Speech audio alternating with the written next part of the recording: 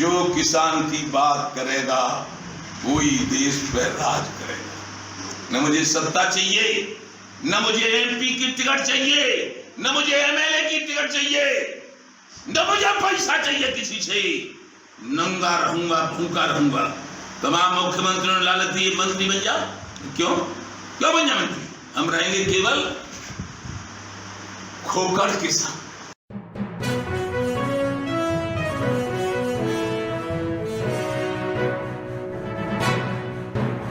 भारतीय किसान यूनियन भानु का राष्ट्रीय अध्यक्ष होने के नाते मेरी जिम्मेवारी बनती है कि सारे भारतवर्ष में अपने संगठन को मजबूत करूं।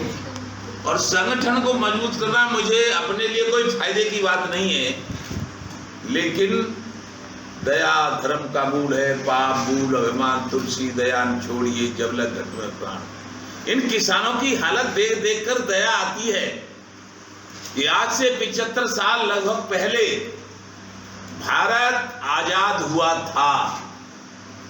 अंग्रेजों के शासन से भारत आजाद हुआ, लेकिन भारत देश का किसान और मजदूर आज भी गुलाम है राजनेताओं का। जैसे कि भारत में आजादी के बाद जो सरकार सत्ता में बैठी, उन्होंने अपनी आजादी का खूब लाभ उठाया। वो आजाद हुए कमीशन लेने के लिए, वो आजाद हुए सड़कों का पैसा आधा खाने के लिए, वो भांति भांति से इस भारत के पैसे को अपनी जेब में डालने के लिए आजाद हो गए। यहाँ के खाते भरे और फिर स्विट्जरलैंड की बैंकों के खाते भर दिए, लेकिन इस किसान को अपनी कमाई का, अपनी मेहनत का आज तक दाम नहीं दिया। मांगते मांगते मांगते हम भी लगभग बुढ़े हो गए हैं, अब चौथापन है, तो इसलिए मरता क्या न करता। मरने के दिन आ गए हैं। अब क्या हुआ, 1 मार्च सन 11 को और 1 मार्च सन 13 को कांग्रेस की सरकार थी केंद्र में। तब हम गए थे किसान बचाओ देश बचाओ, यमुना बचाओ, गंगा बचाओ, भारत की संस्कृति बचाओ, हिंदू मुस्लिम सिख ईसाई जैन बौद्ध जातिवाद और धर्मवाद को छोड़कर गरीब मजदूर किसानों की हालत सुधारो। लेकिन कुछ नहीं हुआ था। तब हमने कह दिया था कांग्रेस भगाओ, देश बचाओ, भाजपा लाओ। ऐसा ही हुआ। अब उत्तर प्रदेश के मूल निवासी हैं, इसलिए उत्तर प्रदेश में भी 17 में समर्थन कर दिया। उसके बाद जो नोटबंदी हुई थी, नोटबंदी से तमाम किसानों का, मजदूरों का बहुत नुकसान हुआ था। उसके गवाह हम स्वयं हैं कि हमारे बेटे ओम प्रताप सिंह ने, जिसकी उम्र 35 साल थी, आलू की खेती की थी।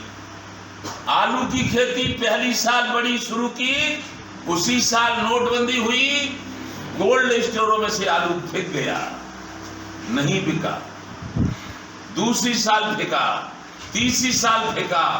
हम 100 घोड़ी, 50 100 भैंसे गाय रखते थे। पशुपालन इतना तगड़ा था कि हमको कहीं से किसी भी प्रकार का कोई भी पैसा मांगने की आवश्यकता नहीं होती थी। 4-4 लाख रुपए का हमारा एक घोड़ी का बच्चा बिकता था।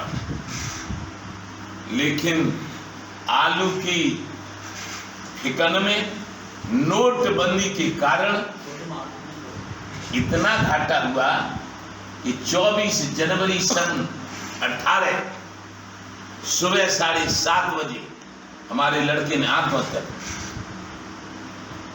और आत्महत्या करते करते मरते मरते कह रहा था, पापा। क्या बात है बेटा, ठीक हो जाओगे? अरे नहीं होगा ठीक। किसान मर गया नोटबंदी से, कर्जदार हो गया, मेरा भी कर्जा नहीं पटेगा। मैंने कर्जा भी दिया है अपनी पत्नी का, अपने छोटे भाई की पत्नी का, अपनी मम्मी का सारा जेवर बेच दिया है, गाड़ी बेच दी है। एक लड़का कह रहा था तेने सब सत्यानाश कर दिया तो अब मैं जिंदा नहीं रहूंगा, लेकिन तुमसे एक निवेदन करता जा रहा हूं कि किसानों की लड़ाई मत छोड़ना, मेरे तरह किसी और मेरे भाई को मरना न पड़े। इस देश के राजनेताओं से मेरा कहना है, अरे मजा मारो तुम और झटका सोए हम, ये नहीं होने दिया जाएगा, ये नहीं होने दिया जाएगा।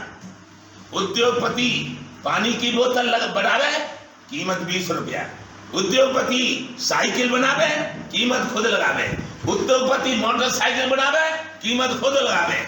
उद्योगपति हेलीकॉप्टर बनावे, कीमत खुद लगावे। हम गेहूं बनावे, हम धान बनावे, हम गन्ना बनावे, कीमत सरकार लगावे। क्या पता है सरकार को कितनी लागत आती है? पानी की बोतल के हिसाब से 10 रुपए का प्लास्टिक, 10 रुपए का उनका पानी, हमारे 5 रुपए के पानी के हिसाब से सर्वेक्षण करा के धान की कीमत दी जाए, तब हम बचेंगे। सन 1967 में माननीय स्वर्गीय मुख्यमंत्री जी ने गेहूं की खरीद उत्तर प्रदेश में करवाई थी, 76 रुपया कुंटल। उस समय सरकारी टीचर को 70 रुपया तनख्वाह मिलती थी, आज उसकी तनख्वाह 70,000। तो हमारे गेहूं की तनख्वाह भी होनी चाहिए, गेहूं की कीमत होनी चाहिए 76,000, लेकिन नहीं है, 2000 नहीं। स्वामीनाथन आयोग चौधरी महेंद्र सिंह टिकैत के साथ प्रदेश अध्यक्ष बल्कि हमने स्वामीनाथन आयोग लागू करवाया था। कांग्रेस के शासन में उस समय 3000 रुपया कीमत रखी थी गेहूं की, आज तक लागू नहीं हुई।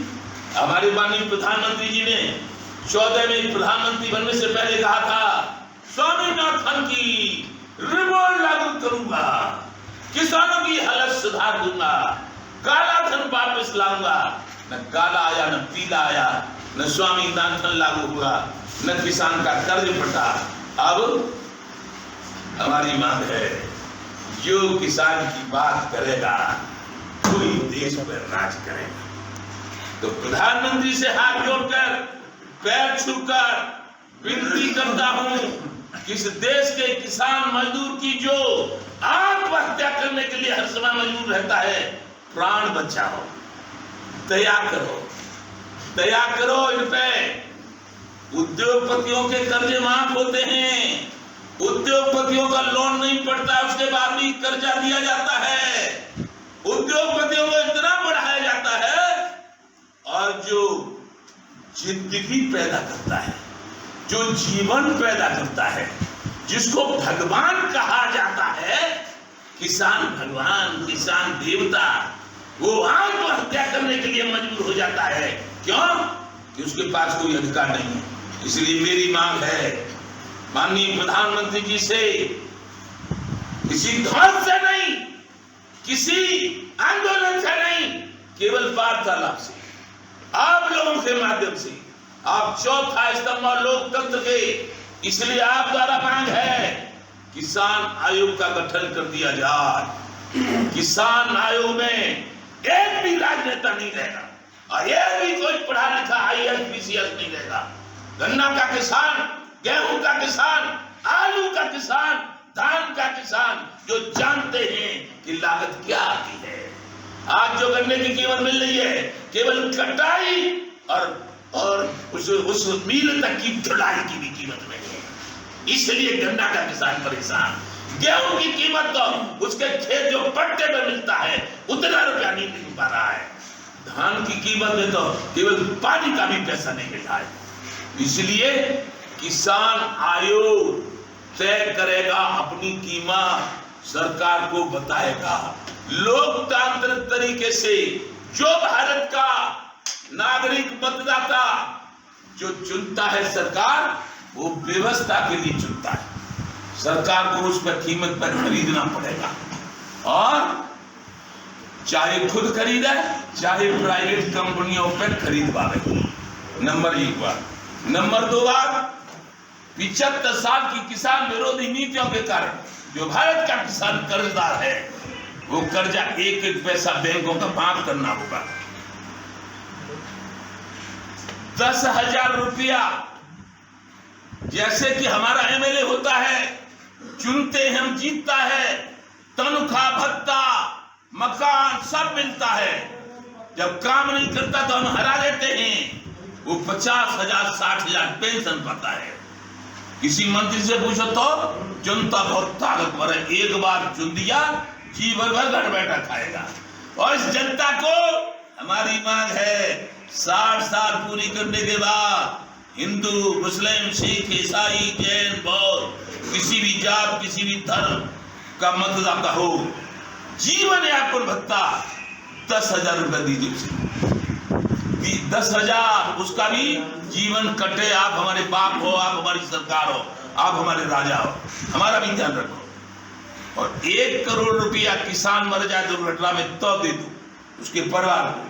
पुलिस का आंतरिक सुरक्षा में लगने वाली पुलिस को, जैसे कानपुर में शहीद हुए थे 8, 2 करोड़ दे दो। आप लोग अभी कहीं 2 गुटों में, 2 समुदायों में, 2 देशों में झगड़ा हो जाता है। रिपोर्ट लेने के आतुर हमारे मीडिया के कर्मचारी घुस जाते हैं अंदर, खोपड़ी में लग जाए उन्हीं के ब्लड या गोला तो मर जाते हैं। तो ये चौथा स्तंभ के लिए भानु की मांग है कि उसके परिवार को 4 करोड़ रुपया दीजिए। 4 करोड़। वो हमसे ज्यादा बहुत योग्य होता है, हमसे ज्यादा कर्मठ होता है। हम तो किसान हैं, जो तो दोगे रुपए दोगे उनकी तरह ये पानी दे दो, हमारे दिमाग की जरूरत पड़ रही है। 4 करोड़ दीजिए उसे, मीडिया कर्मी शहीद हो जाए तो। और जिसके बल पे ये देश जिंदा रहता है, जिसके बल पे ये देश आजाद रहता है, जल सेना, थल सेना, वायु सेना, बॉर्डर सिक्योरिटी फोर्स, सीआरपीएफ, जितने दल भारत में पाकिस्तान को नहीं आने देते, अमेरिका को नहीं आने देते, जापान को नहीं आने देते, चीन को नहीं आने देते, खुद गोली खाते हैं, खुद गोला खाते हैं और प्राण तक देते हैं। 23 साल 24 साल 25 साल 28 साल अपनी पत्नियों को छोड़कर इस भारत भूमि पर बलिदान हो जाते हैं। ऐसे बलिदानियों को, उसके परिवार को, उसकी पत्नी को, उसके बाप को, उसके मम्मा को जिंदा रहने के लिए लोकतांत्रिक प्रणाली वो कर्म करे जो देश और विश्व उसकी सराहना करे। यानी 5 करोड़ रुपया दिए जाए। 5 करोड़ ये भानु प्रताप सिंह और भारतीय किसान भानु की मांग है। मैं न किसी भाजपा का, न सपा का, न बसपा का, न कांग्रेस का और न लोकदल का। मैं केवल अराजनीतिक रहा हूं, राजनीति से कोई ताल्लुक नहीं रखा है। लेकिन मतदाता है, मत किसे देंगे? जो हमारी बात सुनेगा, जो हमारा काम करेगा। तो अब आखिर है हमारा भी, हम सोच रहे हैं जीते जी भारत के किसानों की समस्या का समाधान करवा दूं। भारतीय किसानों भानु के सभी राष्ट्रीय, प्रदेशीय, मंडल, जिला, तहसील, ब्लॉक के पदाधिकारियों को आदेश करेंगे कि माननीय प्रधानमंत्री ने हमारी बात मान ली है, इसलिए 2022 में चुन दो भाजपा, चुन दो 24 में प्रधानमंत्री जी को। और नहीं मानी तो नहीं मानी तो क्या करें? कैसे कहें कि किसको चुन दो? तो नारा है, जो किसान की बात करेगा वही देश पर राज करेगा। न मुझे सत्ता चाहिए, न मुझे एमपी की टिकट चाहिए, न मुझे एमएलए की टिकट चाहिए, न मुझे पैसा चाहिए किसी से। नंगा रहूंगा, भूखा रहूंगा। तमाम मुख्यमंत्रियों ने लालच दी, मंत्री बन जाओ। क्यों बन जाओ मंत्री? हम रहेंगे केवल खोखड़ किसान, खोखड़ कुछ नहीं, नंगा किसानता, किसनता नंगा, नंग बड़े परवेश होते हैं। तो इसलिए नंगा रहकर ये केवल प्रतिज्ञा है कि अब मेरा पुत्र मर गया सो मर गया। इस कमी में किसी दूसरे का किसान का पुत्र न मरे, क्योंकि जब पुत्र मरता है तो उसका दुख उसके बाप को कितना होता है उसका मुझे अनुभव है मुझे उसका।